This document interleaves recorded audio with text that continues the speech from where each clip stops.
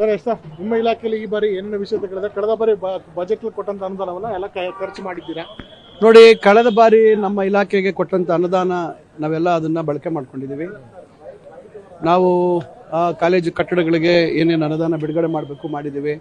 ಹಳೆ ಏನು ಹಾಲಿ ಏನು ಕಾಮಗಾರಿಗಳಾಗ್ತಾ ಇರ್ತಕ್ಕಂಥದ್ದಕ್ಕೆ 80% ಅನುದಾನ ಬಿಡುಗಡೆ ಮಾಡಬೇಕು ಅಂದರೆ ಅದು ಬಿಡುಗಡೆ ಮಾಡಿದ್ದೀವಿ.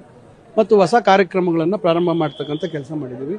ಒಟ್ಟಾರೆಯಾಗಿ ಹೋದ ವರ್ಷ ನಮ್ಮ ಇಲಾಖೆಗೆ ಏನು ಮಾನ್ಯ ಮುಖ್ಯಮಂತ್ರಿಗಳು ಆಯವ್ಯಯದಲ್ಲಿ ಘೋಷಣೆ ಮಾಡಿದರು, ನಮ್ಮ ಇಲಾಖೆಯಲ್ಲಿ ನಾವು ಎಲ್ಲ ಸಂಪೂರ್ಣವಾಗಿ ಅದನ್ನು ಬಳಸುವಂಥ ಕೆಲಸ ಮಾಡಿದ್ದೀವಿ. ಈ ವರ್ಷ ಕೆಲವು ಹೆಚ್ಚುವರಿಯಾಗಿ ನಾವು ಹೊಸ ಕಾರ್ಯಕ್ರಮಗಳನ್ನು ಕೇಳ್ತಕ್ಕಂಥ ಕೆಲಸ ಮಾಡಿದ್ದೀವಿ.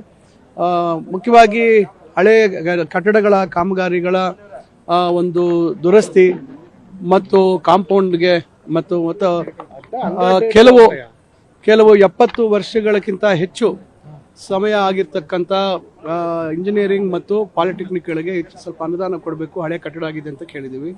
ಮತ್ತು ಹೊಸ ರೀತಿಯಾದಂಥ ಒಂದೆರಡು ವಿಚಾರಗಳನ್ನು ನಾವು ಪ್ರಸ್ತಾಪ ಮಾಡಿದ್ದೀವಿ. ನೋಡೋಣ ಯಾವ ರೀತಿ ಮುಖ್ಯಮಂತ್ರಿಗಳು ಮತ್ತು ನೇಮಕಾತಿ ವಿಚಾರದಲ್ಲಿ, ವಿಶೇಷವಾಗಿ ನೇಮಕಾತಿ ವಿಚಾರದಲ್ಲಿ ಮುಖ್ಯಮಂತ್ರಿಗಳು ಬಹಳ ಸಕಾರಾತ್ಮಕವಾಗಿ ನಮ್ಮ ಜೊತೆ ಚರ್ಚೆ ಮಾಡಿದ್ದಾರೆ. ಹಂತವಾಗಿ ಮಾಡೋಣ ಅಂತಕ್ಕಂಥ ಭರವಸೆ ಕೊಟ್ಟಿದ್ದಾರೆ. ನೋಡೋಣ ಎಷ್ಟು ಪ್ರಮಾಣದಲ್ಲಿ ಮುಖ್ಯಮಂತ್ರಿಗಳು ನೇಮಕಾತಿ ವಿಚಾರದಲ್ಲಿ ಘೋಷಣೆ ಮಾಡ್ತಾರೆ ಅಂತ ನಾನು ನಿರೀಕ್ಷೆ ಮಾಡ್ತಾ ಇದ್ದೇನೆ. ದೊಡ್ಡ ಮಟ್ಟದಲ್ಲಿ ರಿಕ್ರೂಟ್ಮೆಂಟ್ ಆಗಬೇಕಾಗಿದೆ. ನೋಡಿ, ಈಗ ಬಾಕಿ ಇದೆ. ನೋಡಿ, ತಾಂತ್ರಿಕ ಶಿಕ್ಷಣ ಮತ್ತು ಕಾಲೇಜ್ ಶಿಕ್ಷಣ ಎಲ್ಲ ಸೇರಿ ಸುಮಾರು ನಾವು ಬೋಧಕರ ಏನೋ ಹುದ್ದೆಗಳನ್ನೇ ನಾವು ಸುಮಾರು 6,000ಕ್ಕಿಂತ ಹೆಚ್ಚು ನಾವು ಕೇಳಿದ್ದೀವಿ. ಇದರಲ್ಲಿ ಖಾಲಿ ಮಂಜೂರಾಗಿರ್ತಕ್ಕಂಥ ಹುದ್ದೆಗಳು ಒಂದು 600 ಇದೆ, ಏನು ಖಾಲಿ ಹಳೇದು ಬಾಕಿ ಇರ್ತಕ್ಕಂಥದ್ದು. ಅದ್ರ ಜೊತೆಗೆ ಹೆಚ್ಚುವರಿಯಾಗಿ ಸುಮಾರು ಕೇಳಿದ್ದೀವಿ. ಒಟ್ಟು 6,000 ಚಿಲ್ಲರೆ ನಾವು ಕೇಳಿದ್ದೀವಿ. ಅದರಲ್ಲಿ ಹಂತವಾಗಿ ನಮಗೆ ಮಂಜೂರು ಮಾಡಿಕೊಡ್ತೀವಿ ಅಂತಕ್ಕಂಥ ಭರವಸೆ ಕೊಟ್ಟಿದ್ದಾರೆ. ಖಂಡಿತ ಈ ಒಂದು ಆಯವ್ಯಯದಲ್ಲಿ ಅದಕ್ಕೆ ಮಂಜೂರಾತಿ ಕೊಡ್ತಾರೆ, ಆ ಪ್ರಕ್ರಿಯೆ ಪ್ರಾರಂಭ ಮಾಡಬಹುದು ಅಂತಕ್ಕಂಥ ವಿಶ್ವಾಸ. ಬಜೆಟ್ ಈ ಹೆಸರನ್ನು ಸಹ ಈ ಒಂದು ಏನು ಗ್ಯಾರಂಟಿ ಸ್ಕೀಮ್ಗಳಿಂದ ಅಭಿವೃದ್ಧಿಗೆ ಕೋತಾ ಬಜೆಟ್ ಡೆಫಿಸಿಟ್ ಬಜೆಟ್ ಮಂಡಿಸ್ತಾರೆ ಅಂತ ಆರೋಪ ಇದೆ ಸರ್. ನೋಡಿ, ಈಗ ನೇರವಾಗಿ ಬಡವರ ಖಾತೆಗೆ ಹಣ ನಾವು ವರ್ಗಾಯಿಸ್ತಾ ಇದ್ದೀವಿ.